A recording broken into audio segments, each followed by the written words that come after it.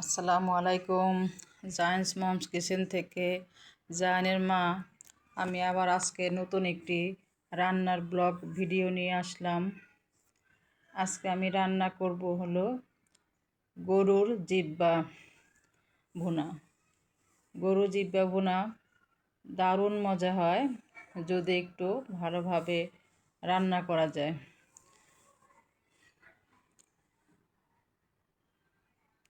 আমি আপনাদের জন্য অনেকে হয়তো রান্না করতে পারেন, কিন্তু আমি যেভাবে রান্না করি সেটা আমি আজকে দেখাবো এই ভিডিওর মাধ্যমে। আমি কিভাবে জিহ্বাটা রান্না করি।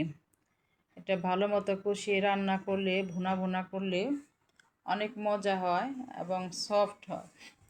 গরুর জিহ্বাতে কোনো মাংসের মধ্যে আঁশ থাকে না, তো নরম একটা মাংস, খেতে খুব মজা হয় এবং বাচ্চাদের জন্য খুব ভালো। বাচ্চারা খুব সহজে খেতে পারে, এটা দাঁতে আটকায় না আর খুব মজা লাগে এটা।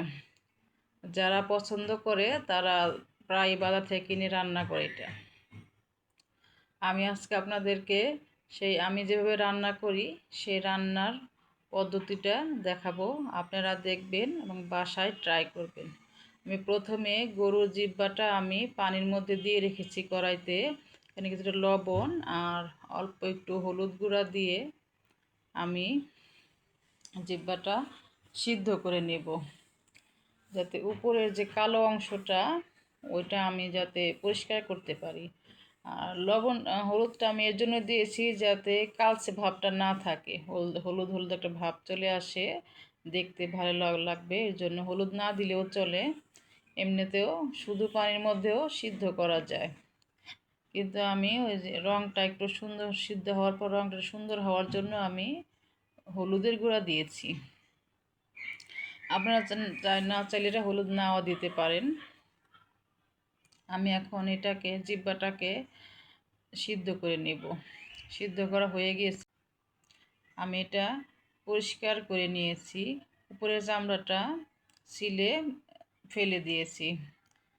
উপরের অংশটা ফেলে দিয়ে ভিতরের অংশটা নিতে হবে এবং এটাকে ছোট ছোট টুকরো করে কেটে নিতে হবে। আমি ছোট ছোট টুকরো করে কেটে নিয়েছি। এটা রান্না করার জন্য আমি চুলার মধ্যে একটা কড়াই দিয়ে, কড়াইটা গরম হলে এর মধ্যে আমি পরিমাণ মতো সয়াবিন তেল দেব।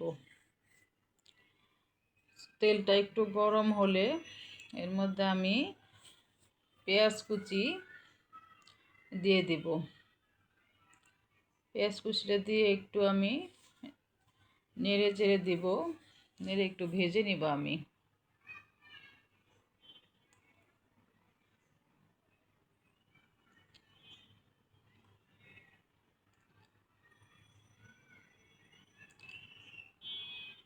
স্বাদ অনুযায়ী লবণ দিয়ে দিলাম যাতে পেঁয়াজটা একটু তাড়াতাড়ি নরম হয়ে আসে। লবণ দিলে পেঁয়াজটা দ্রুত নরম হয়ে যায়।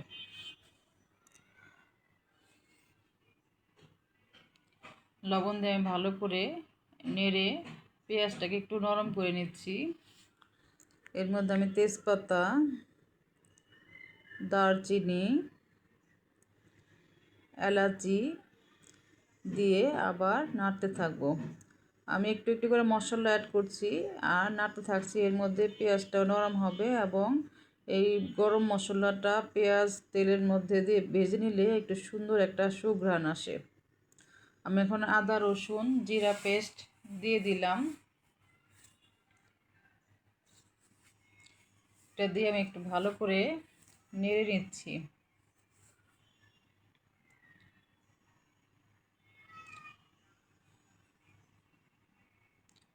হলুদের গুঁড়া দিলাম পরিমাণ মতো, মরিচের গুঁড়া দিয়ে দিলাম।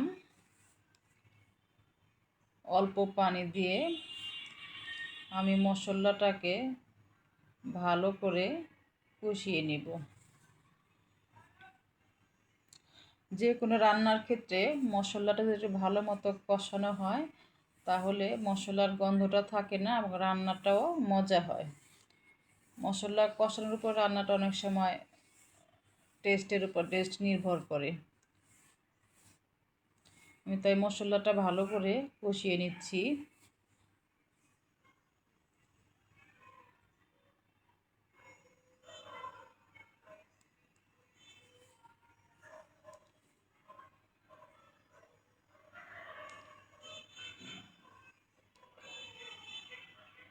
পানি শুকিয়ে যখন মশলাটা তেলের উপরে চলে আসবে তখন মশলাটা কষানো হয়ে যাবে।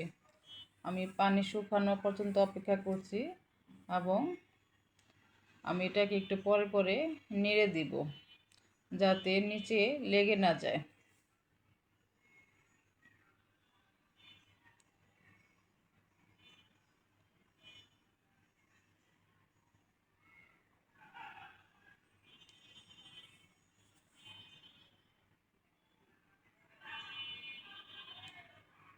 আবার আমি নেড়ে দিচ্ছি।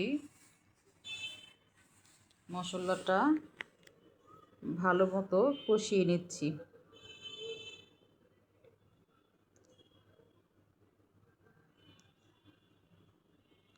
এখন মশলা কষানো হয়ে গিয়েছে। এখন আমি কেটে রাখা গরুর জিহ্বাটা দিয়ে দিব।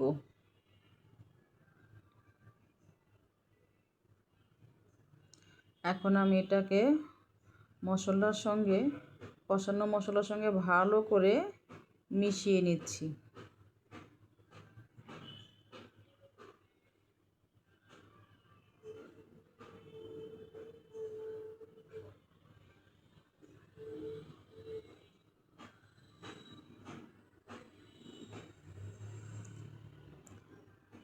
এখন আমি এটাকে ঢাকনা দিয়ে ঢেকে কিছুক্ষণ রান্না করে নেব।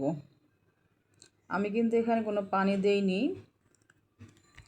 এখানে প্রথমে মাংস থেকে যতটুকু পানি উঠবে সেটা আগে শুকিয়ে নিতে হবে। আমি ঢাকনা খুলে এখন আবার ভালো করে নেড়ে দিব। মাংস থেকে পানি উঠেছে, সেই পানিটা আমি আস্তে আস্তে শুকিয়ে নেব। বারে বারে নেড়ে দেব, ঢেকে দেব। মাংসটাও সিদ্ধ হবে, আবার পানিটাও শুকিয়ে যাবে।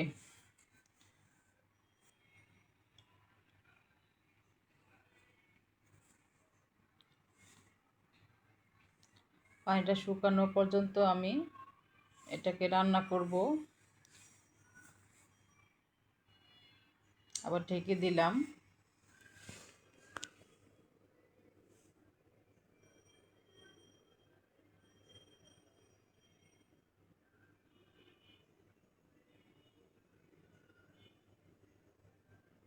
ঢাকনা খুলে আমি আবার মাংসটাকে সুন্দর করে নেড়ে দিব।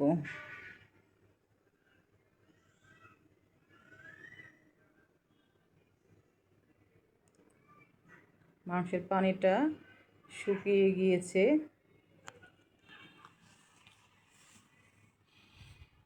মাংসের পানিটা শুকিয়ে গিয়ে মশলাটা মাখো মাখো হয়ে আসছে। এখন আমি এটার মধ্যে পানি দিয়ে দিব। পানি দিয়ে আবার ভালো করে নেড়ে দিব।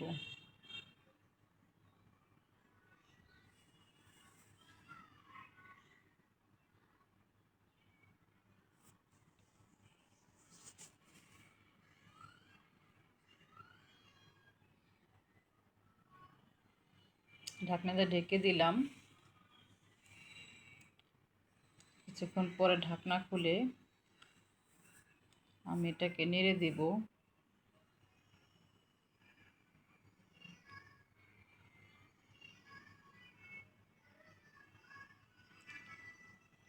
আবার ঢেকে দিলাম। ঢেকে দিয়ে বারে বারে আমি এটা নেড়ে দেব।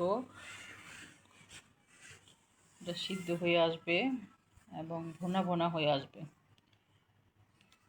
গরুর জিহ্বা ভুনাটা এত মজা হয়, এটা ভাত, সাদা ভাত, রুটি, পরোটা, লুচি অথবা পোলাওয়ের সঙ্গেও দারুণ মজা লাগে।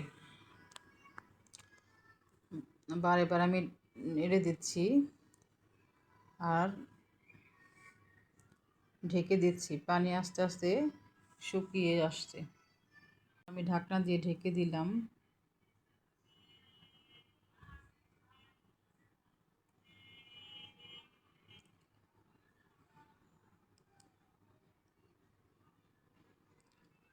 এখনও পানি শুকিয়ে গিয়েছে সুন্দরভাবে।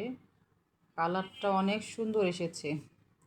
মাংসটা যত কষানো হবে ততই মাংসের কালারটা সুন্দর আসবে আর টেস্টও ভালো হবে। আমি আবার পানি দিয়ে দিলাম।